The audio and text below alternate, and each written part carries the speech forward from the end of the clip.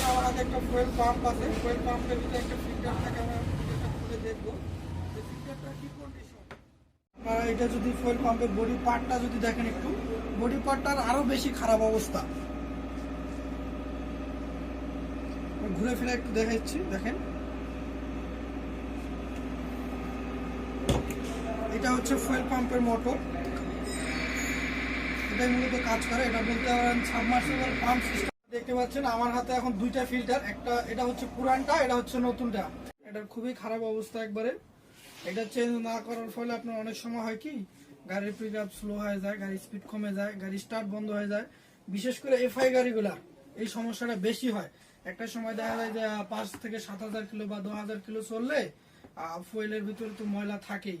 এই ময়লা থাকার ফলে হয় কি ফুয়েল ফিল্টারটা নষ্ট হয়ে যায়। নষ্ট হওয়ার ফলে আপনার এই সমস্যাগুলো দেখা দেয়।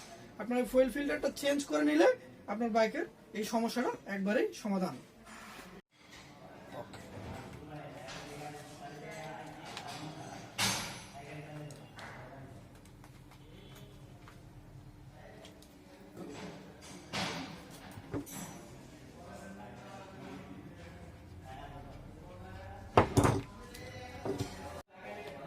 ফুয়েল পাম্প এখন ফিটিং করছি, আপনারা দেখতে পাচ্ছেন সূক্ষ্মভাবে এটার কাজ করতে হবে।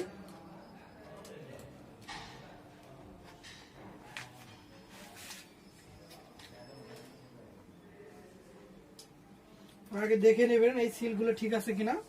অনেক সময় সিলগুলো ঠিক মতো না বসলে আপনার ডিস্টার্ব দিতে পারে। এখন দেখতে পাচ্ছেন পুরোটা বসে গেছে। এখন আমরা লাইন আছে, লাইনগুলো লাগাবো এখানে। এটা হচ্ছে ফুয়েল সেন্সরের লাইন, এটা হচ্ছে ফুয়েল পাম্পের লাইন।